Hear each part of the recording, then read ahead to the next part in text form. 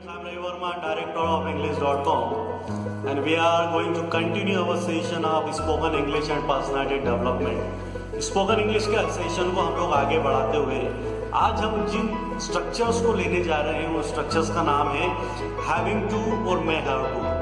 देखो दोस्त, जब कोई काम मजबूरी में आपको करना पड़ रहा है तब आपको हैविंग टू का यूज करना है। फॉर्मूला बहुत सिंपल है, इज एम आर के साथ में आपको हैविंग टू का यूज करना है। अभी तक हम लोगों ने पढ़ा है कि किसी काम को जब करना पड़ता है, जब किसी काम को करना पड़ा था या किसी काम को करना पड़ेगा, तब हमने has to, have to, had to और विल हैव टू का यूज किया था। अभी हम लोग यूज करने जा रहे हैं हैविंग टू का। देखिए हैविंग टू का यूज कैसे करना है। जैसे मैंने कहा कोई काम मुझे मजबूरी में करना पड़ रहा है, जैसे मैंने आपसे एक सेंटेंस बोला कि मुझे दरवाजा खोलना पड़ रहा है, बड़ी मजबूरी वाला काम हो गया है। चलिए, तो I am having to open the door. I am having to open the door का मतलब हुआ मुझे दरवाजा खोलना पड़ रहा है, मुझे सवाल पूछना पड़ रहे हैं। तो I am having to ask questions, आपको जवाब देना पड़ रहे हैं, तो you are having to reply, you are having to answer the questions. मुझे हिंदी से अंग्रेजी में अनुवाद करना पड़ रहा है, भी मजबूरी है, तो I am having to translate Hindi into English. ठीक है ना, मुझे समय से पहले काम खत्म करना पड़ रहा है, I am having to finish my work before time. आपको नया मोबाइल फोन खरीदना पड़ रहा है, आपका मोबाइल फोन मान के चलिए टूट गया है, तो आपको एक नया मोबाइल फोन खरीदना पड़ रहा है, तो you are having to purchase a new mobile phone. इसी का निगेटिव बनाते हैं, चलो ठीक है, कि उसे यहाँ नहीं आना पड़ रहा है, तो he is not having to come here या she is not having to come here. Is M R के साथ में आपको नॉट का यूज करना है। मुझे रट्टा नहीं मारना पड़ रहा है, तो I am not having to learn by road. जैसा मैंने आप लोगों को सिखाया था, लर्न बाय रोड का मतलब होता है रटना। यह हम लोग मगअप का यूज भी करते हैं, क्रैमिंग का यूज भी करते हैं, ठीक है ना। तो मुझे रटना नहीं पड़ रहा है, तो I am not having to mug up. ठीक है, इसके आगे हम लोग आगे बढ़ते हैं। जैसे आपको क्वेश्चन पूछना है, जैसे मैंने आपसे एक सवाल पूछा कि आपको अंग्रेजी बोलना पड़ रही है, तो are you having to speak English. जवाब होगा yes I am having to speak English, या नो में जवाब दें no I am not having to speak English. तो चलिए कुछ इस तरह के क्वेश्चंस लेते हैं जिनका जवाब हम लोगों को हाँ में देना है। तो मैं कुछ क्वेश्चंस बोल रहा हूँ, उसके आंसर भी साथ साथ बोलते जाऊँगा, आप लोग भी साथ में प्रैक्टिस करें उसकी। क्या आपको गाना गाना पड़ रहा है? Are you having to sing a song? Yes I am having to sing a song. Are you having to learn English? Yes I am having to learn English. Okay, are you having to go to Bhopal? Yes I am having to go to Bhopal. Are you having to learn by road? Yes I am having to learn by road. मैं अपने आप से सवाल पूछता हूँ, M I having to teach English?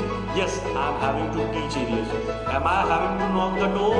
Yes I am having to knock the door. ठीक है ना, इस तरह के क्वेश्चंस जो जिनके जवाब हाँ या ना में होते हैं, उसमें हेल्पिंग वर्ब हमेशा आगे आ जाती है। अब कुछ क्वेश्चंस हम बनाते हैं जो डबल इंट्रोगेटिव्स होते हैं। मैंने आपसे पूछा कि आपको अंग्रेजी क्यों सीखना पड़ रही है, सो उसमें क्यों के लिए हमको लगाना है why. So why are you having to learn English?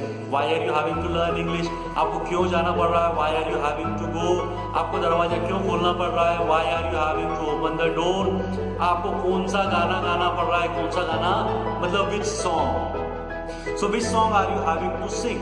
तो मैंने बोला I am having to sing a Hindi song. ठीक है, आपको कौन सी लैंग्वेज सीखना पड़ रही है? तो which language are you having to learn? ठीक है ना, आपको कितने रुपये खर्चा करना पड़ रहे हैं, कितने रुपए के लिए आपको लगाना है, हाउ मेनी रुपीज। पूरा स्ट्रक्चर वैसा का वैसा ही है, how many rupees are you having to spend. ये हुआ आपका स्ट्रक्चर हैविंग टू का यूज करना। अब मैं आप लोगों को बताऊंगा मे हैव टू का यूज किस तरह से किया जाता है। मे हैव टू का यूज एक्चुअल में क्या कहा जाता है, ये ध्यान रखिए, जहां पर मजबूरी भी है और संभावना भी है। जब किसी काम को आपको करना पड़ सकता है, मतलब यहाँ पर दोनों चीज आ रही है, एक तो मजबूरी भी आ रही है और एक संभावना भी आ रही है। मुझे कल मार्केट जाना पड़ सकता है, तो I may have to go to market tomorrow. I may have to go to market tomorrow. मुझे गाना गाना पड़ सकता है, स्टेज पे मुझे बुलाया गया, तो वहाँ संभावना ये है कि मुझे गाना गाना पड़ सकता है, तो I may have to sing a song. I may have to sing a song. तो आपको मे हैव टू का यूज भी बिल्कुल हैविंग टू की तरह यूज करना है, लेकिन कहाँ यूज करना है आपको पता होना चाहिए।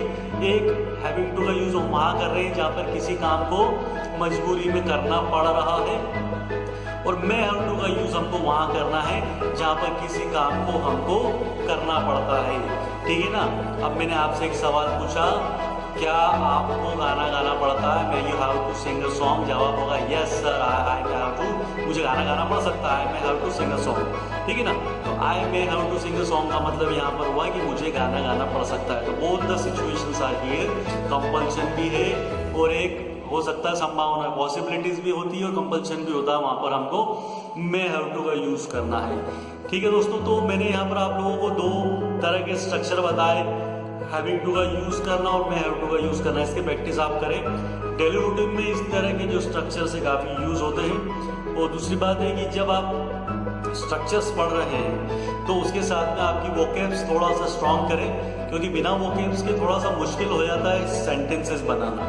और वोकेब्स याद करने का तरीका मैंने आप लोगों को बताया है कि आप कोशिश करें रोज़ कम से कम 20 से 25 सेंटेंस बनाने की, और इस तरह के सेंटेंस बनाने की कोशिश करें जो आप डेली रूटीन में यूज़ करते हैं। आप हमेशा इस तरह के सेंटेंस ना बनाएं, मैं जाता हूँ, मैं खाता हूँ, मैं पीता हूँ। देखिए, इस तरह की चीज़ें नॉर्मली हम लोग नहीं बोलते हैं। ठीक है ना, तो सेशन कंप्लीट करने से पहले मैं आप लोगों को कुछ 2-3 एक्सप्रेशंस भी यूज़ करना मैं बता देता हूँ, किस तरह से एक्सप्रेशंस का यूज़ करना है। ठीक है ना, जैसे कभी कभी हम लोग किसी से पूछते हैं कि समय क्या हो गया, तो समय क्या हो गया, तो आप क्या बोलते हो? मुझे नहीं मालूम इंग्लिश में आप कैसे पूछते हैं, लेकिन आपको ऐसा पूछना है what time is it now, what time is it now. कभी कभी एक्सप्रेशन में कोई पूछता है कि how goes your enemy, how goes your enemy का मतलब क्या है? आपका जो सबसे बड़ा शत्रु है उसका क्या? तो देखिए, एनिमी सबसे बड़ा शत्रु हमारा क्या है? समय। देखा जाए तो समय के साथ ही हम लोग लड़ रहे हैं। तो what time is it now, तो आपको समय बताना है, इट्स 6 o'clock, इट्स 7 o'clock, जो भी आप बताना चाहें। ठीक है ना, ओके। उसके बाद में कुछ एक्सप्रेशंस ऐसे होते हैं जो हम लोग डेली रूटीन में यूज़ करते हैं। जैसे मैंने आप लोगों को बताया था, बुरा मानने का एक्सप्रेशन क्या होता है? मेरी बात का बुरा मत मानो। तो क्या बोलते हैं हम लोग? Don't take my remarks ill. Don't take my remarks ill का मतलब होता है मेरी बातों का बुरा मत मानो। वह नखरेबाजी, वो नखरेबाजी लड़कियों के लिए ज़्यादा यूज़ करते हैं, लेकिन आजकल लड़के भी काफ़ी नखरेबाज होते हैं। तो she is fuzzy, she is fuzzy का मतलब होता है वह नखरेबाज। तुम काफ़ी जिद्दी हो, तो तुम काफ़ी जिद्दी हो उसके लिए यूज़ करना you are stubborn, you are stubborn, STUBBORN। Stubborn का मतलब होता है जिद्दी। या आप बोले कि यू आर ऑब्स्टिनेट, ऑब्स्टिनेट का यूज़ भी हम लोग करते हैं। ऑब्स्टिनेट क्या होता है? जिद्दी के लिए यूज़ किया जाता है। ठीक है ना, और कभी कभी हम लोग जैसे कोई गुंडा है तो गुंडे को क्या बोलेंगे? गुंडे के लिए यूज़ किया जाता है, जैसे उसके लिए बोलना है कि वो है गुंडा, तो he is a vagabond. He is a vagabond का मतलब है वह गुंडा, या he is a Rafiyan. Rafiyan का यूज़ भी काफ़ी किया जाता है। तो दोस्तों, इस सेशन को हम लोग आगे बढ़ाएंगे। कल मैं आप लोगों को कुछ मॉडल्स सिखाऊंगा, can, could have, should have, इनका यूज़ मैं आप लोगों को करना सिखाऊंगा। लेकिन उसके पहले आप थोड़ा सा ध्यान रखें कि वर्ब्स की जो फॉर्म्स होती हैं, first form, second form, third form, आप उनको याद कर लें। और ये काफ़ी ईजी होगा आप लोगों के लिए। अगर आप फॉर्म्स याद कर लेंगे तो आप इजीली सेंटेंसेस बना पाएंगे। तो दोस्तों, आज का सेशन मैं यही कंप्लीट करता हूँ, और कुछ नए टॉपिक्स के साथ में, कुछ नए मॉडल्स के साथ में मैं का अगला सेशन लूँगा। तो friends, it is a time to say call it day, see you on tomorrow at the same time. Thank you very much, have a nice day.